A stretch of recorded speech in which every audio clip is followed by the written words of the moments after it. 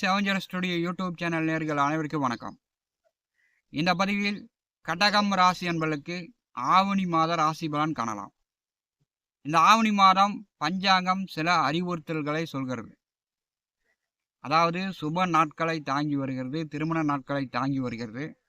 அதே வழியில் இயற்கை சீற்றங்களையும் இந்த மாதம் கொடுக்கக்கூடிய அமைப்பு உண்டு.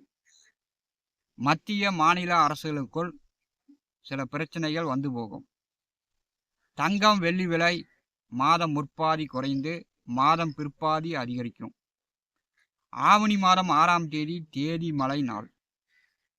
ஆவணி மாதம் 6ஆம் தேதி வடமேற்கு திசையிலிருந்து கருமேகங்கள் சூழ்ந்து மின்னல் இடியுடன் மழை பொழிந்து கொண்டு வடகிழக்கு திசையை நோக்கி செல்ல வேண்டும்.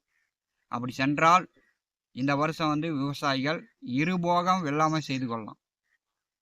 ஆவணி மாதம் 6ஆம் தேதி மழை பொழியாமல் வறட்சியாக இருந்துச்சுன்னா விவசாயிகள் இந்த வருஷம் ஒரு போக வெள்ளாமை தான். விவசாயிகளுக்கு கஷ்டம்தான். கடகம் ராசி என்பவர்களுக்கு ஆவணி மாத ராசி பலன் காணலாம். கடகம் ராசியிலே குரு புதன். கடகம் ராசிக்கு 9வது வீட்டிலே சனி வக்கரம்.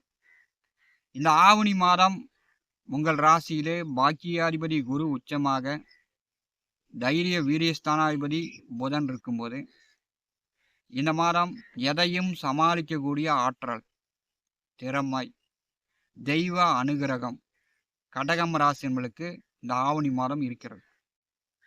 3-12ஆம் அதிபதி புதன் ஜென்ம ராசியிலே ஆவணி மாதம் 5ஆம் தேதி வரை அமர்ந்திருக்கும் போது இந்த ஆவணி மாதம் பிரயாணம், பயண போக்குவரத்துகள் அதிகமாக இருக்கும். கோயிலுக்கு போய்ட்டுலாம், சுற்றுலா போய்ட்டுலாம், பிரயாணம் பயண போக்குவரத்துகள் உங்களுக்கு அதிகமாக இருக்கும். பிரயாணம் பயணம் சென்று வரக்கூடியவர்கள், சுற்றுலா ஸ்தலங்களுக்கு செல்லக்கூடியவர்கள் பார்த்திங்கன்னா முதல் 5 தேதி மிக கவனமாக இருக்கணும். அருவியில் போய் குளிக்கிறது, தண்ணி ஆழமான உள்ள இடத்தில் தலைகளாக குதிக்கிறது, இதெல்லாம் தவிர்க்க வேண்டும். ஏன்னா உங்களுக்கு விரையாதிபதி புதன் ஆவணி மாதம் 5ஆம் தேதி வரை ஆயுள்யம் நட்சத்திரத்திலே செல்கிறார். அப்போ சுற்றுலா ஸ்தலங்களுக்கு செல்லக்கூடியவர்கள் கவனம். ஆவணி மாதம் 5ஆம் தேதி 2வது வீட்டிற்கு புதன் செல்கிறார். ஆவணி மாதம் 21 வரை புதன் அஸ்தமனம். உங்களுக்கு குடும்பஸ்தானாதிபதி சூரிய பகவான் ஆட்சி பெற்று மிகச்சிறப்பாக தன்னுடைய சொந்த ராசியில் செல்லும்போது குடும்பத்திற்கு இந்த மாதம் கடகம் ராசி என்பவர்கள் முக்கியத்துவம் கொடுப்பீங்க. வேலைக்கோ, தொழிலுக்கோ, உத்தியோகத்திற்கோ, பணம் சம்பாதிப்பதற்கோ நீங்கள் ஆயத்தமானாலும் குடும்பத்திற்கு முக்கியத்துவம் கொடுப்பீங்க. குடும்ப நபர்கள் நலனுக்காக, குடும்ப நபர்கள் ஆரோக்கியத்திற்காக, குடும்ப நபர்களுடைய வசதி வாய்ப்புக்காக கடகம் ராசி என்பவர்கள் இந்த ஆவணி மாதம் முக்கியத்துவம் கொடுப்பீங்க. 2வது வீட்டிலே கேது, புதன், சூரியன் 3 கிரகங்கள் இருக்கும்போது உஷ்ண கிரகம் 2வது வீட்டிலே ஆட்சி பெறும்போது இந்த ஆவணி மாதம் சிலருக்கு கண்வலி, தலைவலி, பல்வலி, முகம் சார்ந்த பிரச்சனைகளும் இந்த ஆவணி மாதம் வரலாம். சூரிய பகவான் 2வது வீட்டிலே செல்லும்போது சத்தியமாக உண்மையாக உங்களுடைய பேச்சுவார்த்தை கரெக்டாக இருக்கும், பொய் பேச மாட்டீங்க. 12ஆம் அதிபதி புதன் 2வது வீட்டிலே அஸ்தமனமாக இருக்கும்போது பணங்காசு பார்த்து செலவு பண்ணுங்க. தேவையில்லாமல் விரை செலவு, தண்ட செலவுகள் இந்த மாதம் செய்யாமல் இருப்பது நல்லது. ஆவணி மாதம் 21ஆம் தேதி 3வது வீட்டிற்கு புதன் செல்கிறார். தைரிய வீரியஸ்தானத்திலே புதன் தன்னுடைய சொந்த ராசியில் ஆட்சி உச்சம் பெறும்போது உங்களுக்கு பெயர், புகழ், மதிப்பு, மரியாதை, கௌரவம் உயரும். உங்களுடைய காரியங்கள், நீங்கள் முயற்சி செய்யக்கூடிய காரியங்கள் உங்களுக்கு வெற்றியாகும். 3வது வீட்டிலே புதன் ஆட்சி உச்சம் பெறும்போது இளைய உடன் பிறந்தவர்களுடைய உதவி, ஆதரவு உண்டு. அதே வழியில் நண்பர்கள், கூட்டாளிகளிடம் ஆவணி மாதம் 21க்கு பிறகு கடகம் ராசி என்பவர்கள் கவனமாக எச்சரிக்கையாக இருக்கணும். ஏன்னா 3வது வீட்டிலே புதன் ஆட்சி உச்சம் பெற்றாலும் நண்பர்கள், கூட்டாளிகள் வழியில் சில மனஸ்தாபங்கள், ஏமாற்றங்களை உண்டாகிறோம். ஆவணி மாதம் 16 வரை கடகம் ராசி என்பவர்களுக்கு பாதகாதிபதி சுக்கிர பகவான் நேச நிலையில் செல்கிறார்.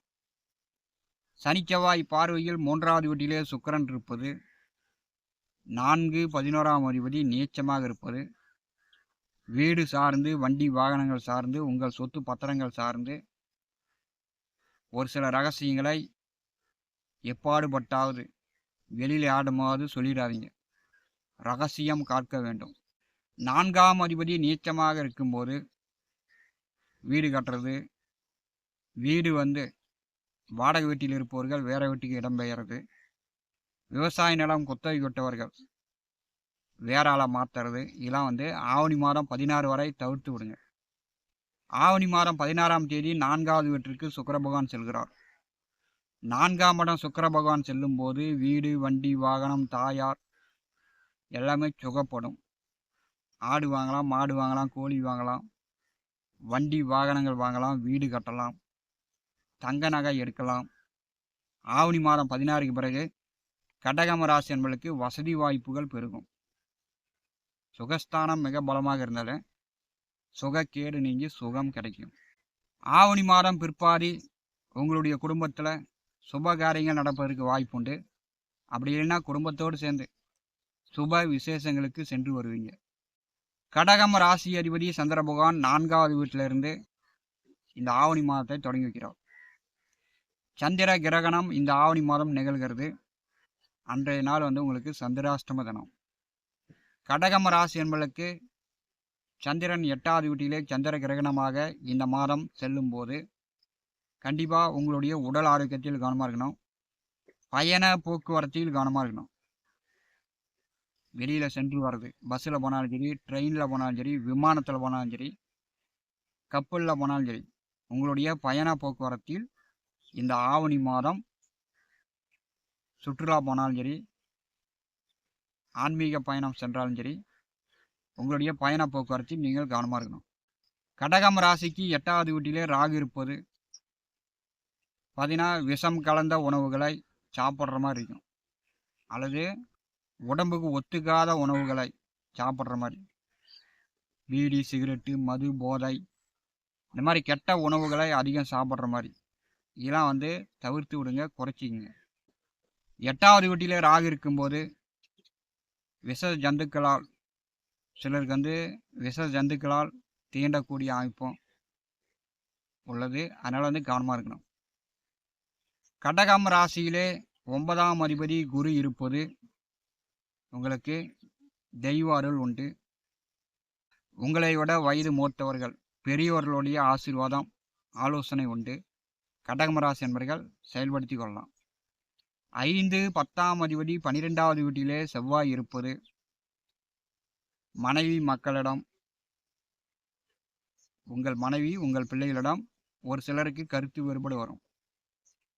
5ஆம் அதிபதி 12வது வீட்டில் இருக்கும்போது கடகம் ராசி என்பவர்கள் குழந்தைகளை பிரிந்து இருக்கிற மாதிரி, குழந்தைங்க படிக்கிறாங்க, படிக்கிற வயதில் இருக்கிறாங்க, அவங்கள ஹாஸ்டலில் தங்கி படிக்க வைக்கிற மாதிரி, உங்களுக்கு 5ஆம் அதிபதி 12வது வீட்டில் இருக்கும்போது உங்கள் பிள்ளைங்களுக்கு வேலை கிடைச்சிச்சு, வீட்டை விட்டு வெளியில் தங்கி வேலை பார்க்குறாங்க. அந்த மாதிரி குழந்தைகளை பிரிஞ்சிருக்கக்கூடிய ஒரு அமைப்பும் கடகம் ராசி என்பதற்கு இந்த ஆவணி மாதம் 12வது வீட்டிலே செவ்வாய் இருக்கும்போது ஏற்படும். கோச்சாரத்தில் 12வது வீட்டிலே செவ்வாய் வரும்போது பெண்கள் வழியில் அக்காவாக இருக்கலாம், தங்கையாக இருக்கலாம், அம்மாவாக இருக்கலாம், மனைவியாக இருக்கலாம், பெண்கள் வழியில் தொந்தரவுகள் கடகம் ராசி என்பவர்கள் இந்த ஆவணி மாதம் கொஞ்சம் கூடுதலாக சந்திக்கக்கூடிய அமைப்பு உண்டு. T7 ஸ்டுடியோ யூடியூப் சேனலை பார்த்து கொண்டிருக்கக்கூடிய அன்பர்கள், இதுவரை நம்முடைய சேனலை சப்ஸ்கிரைப் செய்யாத அன்பர்கள் மறக்காமல் சப்ஸ்கிரைப் செய்து கூடவே இருக்கின்ற ஆல் பட்டன் அழுத்திங்க. நன்றி, வணக்கம்.